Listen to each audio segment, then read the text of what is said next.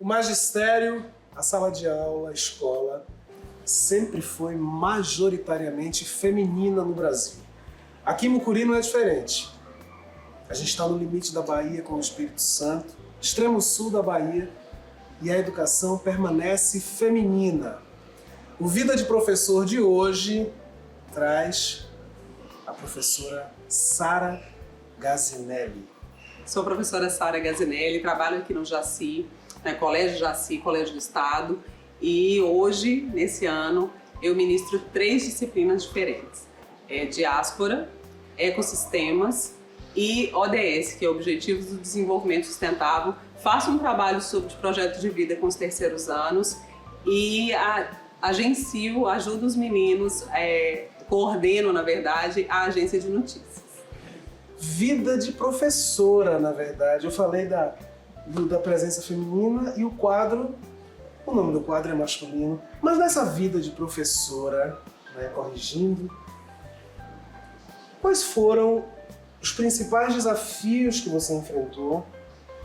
Como é que você superou eles? E quais os que você enfrenta hoje para continuar motivada nesse lugar de professora? Então, eu leciono desde os 20 anos, estou há mais de 20 anos dando aula. Parei por um período, precisei parar por um período. E quando eu comecei, eu sou neta de professora, mulheres. Filha de professora, mulher. Então, voltei para Mucuri, fiz o meu estudo em Belo Horizonte, mas voltei para Mucuri grávida. Realidade de muitas meninas, né? Fui fazer faculdade, engravidei, voltei para cá. E nesse período, a minha mãe, conversando comigo, virou para mim e falou assim: minha filha, por que você não tenta ser professora? Ser professora é uma profissão muito bonita e tal. E a gente pensa no mundo, né? Você fala assim, mas ser professora, né? Fiquei com aquela. Eu falei, não, vamos tentar, né? Vamos tentar. Na época que eu ingressei, você não tinha necessidade ainda, há muitos anos atrás, de ter a licenciatura. Então, eu tinha o curso de Geografia, eu sou formada em Geografia, mas bacharelado, mas não tinha licenciatura. Mas comecei a dar aula aqui no Jaci, não era Jaci ainda, chamava Escola Antônio Carlos. Isso faz muitos anos. Tem professores aqui na escola, o professor Alisson, por exemplo, foi meu aluno há muitos anos, e comecei a dar aula. E quando eu comecei a dar aula, eu me apaixonei. Eu me encontrei, sabe? Como pessoa, encontrei meu objetivo de vida, assim, de verdade. Parece engraçado a gente falar isso, mas é fato. Sabe, eu realmente me encontrei na sala de aula e fiquei muitos anos e sempre em escola pública. E a gente sabe dos desafios da escola pública, a gente sabe das dificuldades financeiras e de acesso, de tudo que a escola pública tem. Então, durante esses anos todos em sala de aula foram muitos desafios, que precisaram de muito jogo de cintura para ser superado. E num determinado momento, eu passei num concurso, eu trabalhei já em 5 escolas diferentes, eu passei num concurso em Nova Viçosa, mas num determinado momento a minha jornada ficou muito pesada. Eu sofri com um problema de saúde por um tempo, meu pai adoeceu por um tempo e eu precisei largar a escola. E eu fiquei 5 anos parada, 5 anos sem estar na sala de aula. E há 2 anos, eu tinha mandado mensagem para a Mônica porque eu estava me sentindo inquieta. E eu tinha muita vontade de voltar para a escola. E aí eu mandei uma mensagem para a Mônica, falei, Mônica, você apareceu uma vaguinha aí de professora. Nesse meio tempo, eu fiz a licenciatura em Geografia, né? E aí mandei essa mensagem para a Mônica. E ela me chamou para voltar. E aí quando eu voltei, foi um momento muito feliz, assim, para mim, sabe? De estar de volta em sala de aula e de entender que o trabalho de professora, esse trabalho que eu tento fazer com todo carinho, com todo amor pelos meninos e por tudo, transforma vidas. Eu acho que isso é fundamental na minha escolha de continuar como professora. Então a gente pode dizer que transformar vidas, ao mesmo tempo é um desafio, ao mesmo tempo é um estímulo? Sim, exatamente. Ao mesmo tempo é um desafio, ao mesmo tempo é um estímulo. Eu falo que se eu conseguir mudar a vida de um dentro de toda essa realidade, eu vou ficar muito feliz.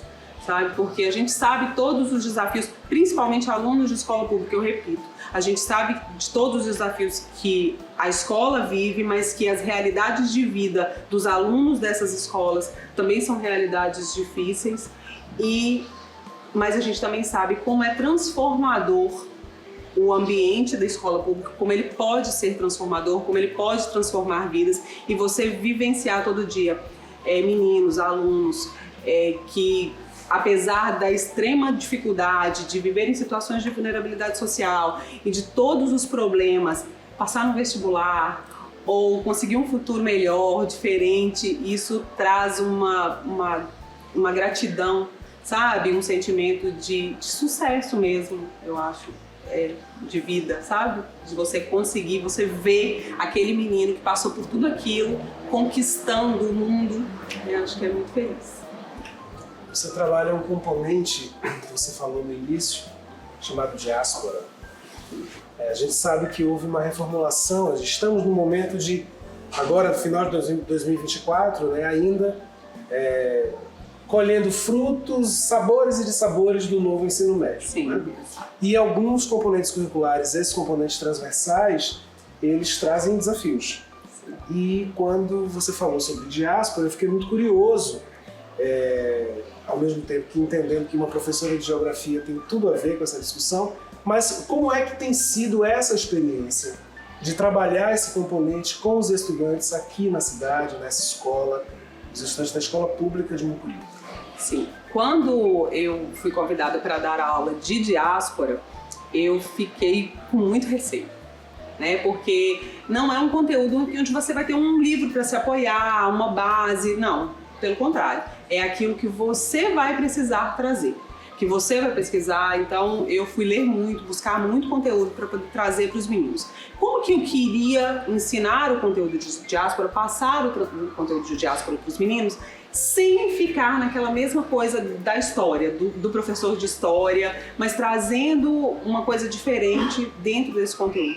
Eu busquei trazer, na verdade, as consequências da diáspora para o povo preto.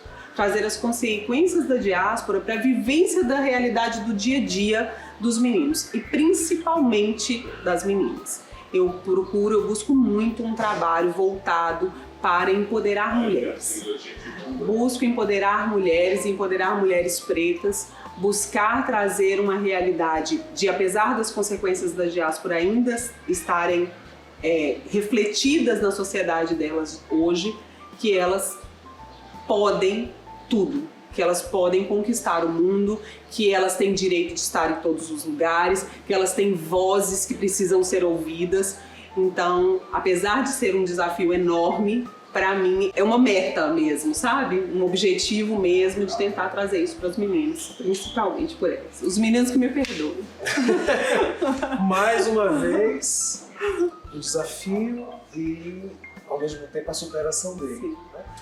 Eu queria te pedir para deixar uma mensagem para as estudantes, não somente de Mucuri, mas as estudantes do estado da Bahia, desse seu lugar de uma mulher, posso dizer, que se realiza na sua profissão, que ao se empoderar, leva esse caminho de empoderamento para elas. Sim. As meninas da minha turma de segundo ano, outro dia, estavam fazendo uma... Eu não sei direito como chama, uma trend do TikTok. E falava, eu sou aluna de fulano por como que você sabe que eu sou aluna de fulano? E elas fizeram a trend aqui na escola, e uma das principais falas de várias alunas era que eu sou aluna da professora, você sabe que eu sou aluna da professora Sara porque eu acredito que as mulheres podem tudo.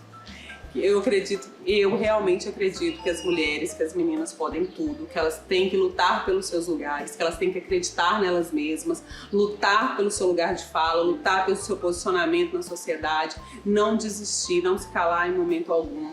E é isso que eu deixo para as minhas alunas, que eu tenho que trazer para elas todos os dias. E que deixa pra gente também, que deixa pra mim, que não sendo mulher, fico feliz de poder conviver com esse momento histórico em que vocês dão o grito necessário para que a gente, do lado do homem, né, criado como homem, para que a gente compreenda isso. Eu tento trazer isso para as meninas, mas também educando os nossos meninos, porque são esses meninos que vão ser os homens do futuro e que precisam mudar esse posicionamento, que precisam entender que as mulheres têm o seu lugar e que elas precisam ser respeitadas e ouvidas. É isso. O Vida de Professor é isso. Esse caldo de experiências, de histórias, de alegrias, de desafios. E a gente está aqui no calor do extremo sul da Bahia.